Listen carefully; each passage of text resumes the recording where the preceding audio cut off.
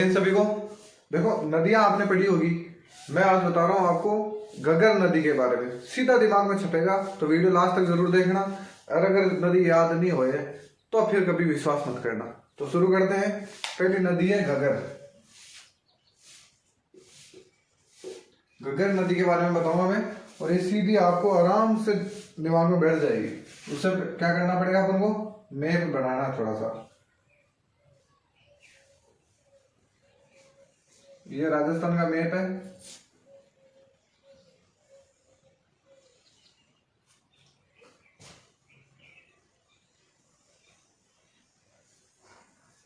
ये है अपना राजस्थान। अब देखो, यहां पर एक पर्वत श्रेणी है।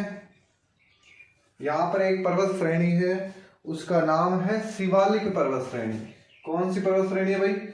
शिवालिक पर्वत श्रेणी। शिवालिक पर्वत श्रेणी, ठीक है। और यहां पर एक मंदिर बना हुआ है। यहां पर एक मंदिर बना हुआ है, और वो मंदिर है कालका माता का मंदिर। कालका माता का मंदिर।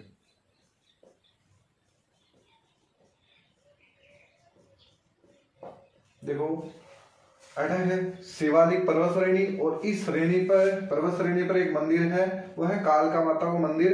वो है गढ़, तो हिमाचल प्रदेश में। हिमाचल प्रदेश में, ठीक है। यहां से कोई नदी निकलती है, यहां से एक नदी निकलती है, और वो ऐसे बहती बहती बहती इधर से होती होती यहां से होती हुई यहां चली जाती है फोर्ट अब्बास। एक बार के लिए फोर्ट अब्बास तक जाने की अलग कहानी है, ये मैं बताऊंगा आपको। फोर्ट अब्बास, तो फोर्ट अब्बास के कहां पे है? पाकिस्तान में, ठीक है। यहां से कोई नदी जा रही है और ये यहां पहुंच गई। चलो, अब ये है हिमाचल प्रदेश, और ये है आपका हरियाणा, ठीक है। ये है, देखो यहाँ है हरियाणा, और ये है आपका पंजाब। और ये कौन सा है? तो ये अपना राजस्थान है, यहां से लेकर यहां तक। तो पहली बार तो आपसे ये पूछे कि जो घग्गर नदी का उद्गम कहां से होता है, तो आप बताओगे शिवालिक पर्वत श्रेणी, या कालका माता मंदिर, या हिमाचल प्रदेश। यहां से ये नदी निकलती है, हिमाचल में बहेगी, हरियाणा में बहेगी, और उसके बाद पंजाब, पंजाब के बाद राजस्थान में। तो ये पूछ ले आपसे कि घग्गर नदी कितने राज्यों में बहती है, आप बताओगे 4 में, और इस सेकंड से बताना है। चलो ठीक है। फिर देखो, यहां पर एक जगह है टीबी तहसील में, तलवाड़ा। तलवाड़ा, और तलवाड़ा है कहां? टीबी तहसील में। यहां से राजस्थान में प्रवेश करती है, और करती करती करती यहां पर है सूरतगढ़।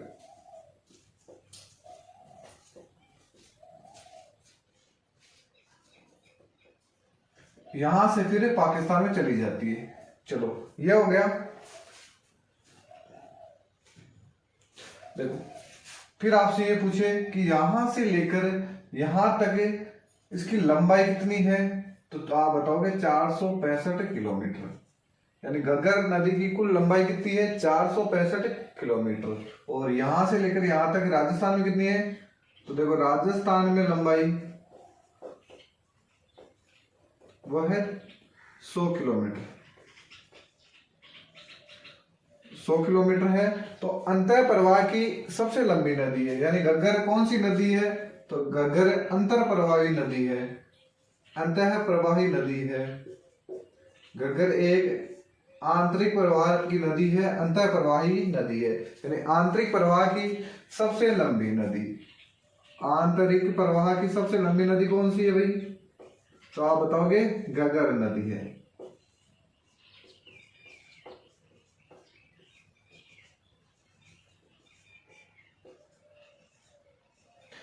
ये हो गया। अब यहां पर हरियाणा में हिसार जगह पर एक झील बनी हुई है, उसका नाम है O2 झील। O2 झील।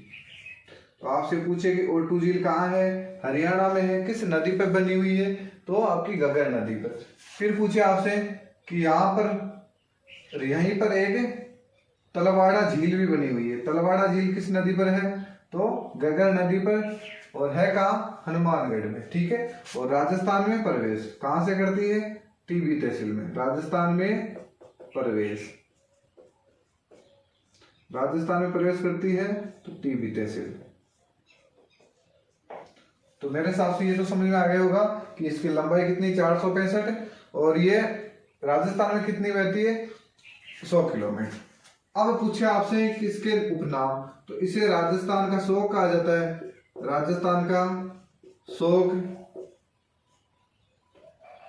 इसे ही मर्त नदी कहा जाता है, इसे ही नट नदी कहा जाता है, इसे सोतर नदी कहा जाता है, इसे द्वैस दती कहा जाता है, इसे द्वैस दती कहा जाता है, प्राचीन सरस्वती भी कहा जाता है, ये भी ध्यान है, इसे प्राचीन सरस्वती भी कहा जाता है।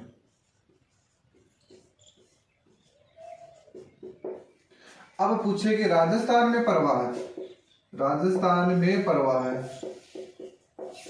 देखो राजस्थान में प्रवाह पूछे तो कैसे बताओगे, देखो ये तो आपका है हनुमानगढ़, ठीक है, यहां से ये हो गया हनुमानगढ़, और ये हो गया अनूपगढ़, और ये हो गया गंगानगर। तो 3 जिलों में बहती है। राजस्थान में कितने जिलों में बहती है, 3 जिलों में। राजस्थान में प्रवाह 3 जिले, और कौन कौन से, देखो हनुमानगढ़, गंगानगर और अनूपगढ़। ठीक है, अब देखो इससे क्या क्वेश्चन पूछा जाता है, ये पहले अगर बरसात कम होती है तो यहाँ बटनेर का मैदान है, यहाँ पे कौन सा मैदान है, बटनेर का मैदान, यहाँ विलीन हो जाती है।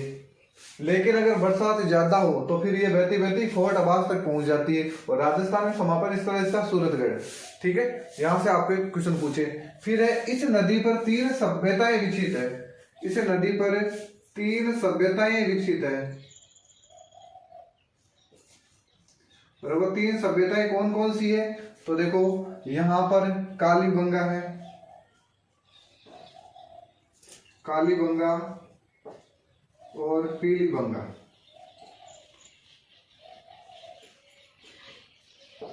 कालीबंगा पीलीबंगा ये दोनों तो कहाँ है, ये है हनुमानगढ़ में। ठीक है, ये तो दोनों हनुमानगढ़ में, और एक है रंग महल, रंग महल, और रंग महल भी घग्गर नदी पर है, और ये है कहाँ, ये गंगानगर है। तो देखो 3 सभ्यताएं विकसित हुई है यहाँ पर, कालीबंगा, पीलीबंगा, रंगमहल, गंगानगर में। तो आप ये भी बता सकते हो, बाकी ये तो डिटेल से तो पढ़ेंगे अपन सभ्यताओं में। और यहाँ ये O2 झील है, और यहाँ तलवाड़ा झील है, और ये यहाँ से बहती बहती यहाँ तक चली जाती है। और एक चीज ध्यान रखना कि राजस्थान की एकमात्र नदी जो उत्तर से प्रवेश करती है, उत्तर दिशा में प्रवेश करती है, राजस्थान की एकमात्र नदी जो उत्तर में प्रवेश करती है, तो यह है घग्गर नदी। अब देखो आंतरिक प्रवाह की और भी नदियां, जैसे कातली है, साबी है, काकने काकनी, मसूरदी भी है, मेंथा है, कुकुंद नदी भी है जो बंद बारेटा अभ्यारण्य से निकल में बहती है। तो ऐसे कर धीरे धीरे अपन बारी बारी से पढ़ेंगे। तो अगर ये वीडियो अच्छा लगा तो आप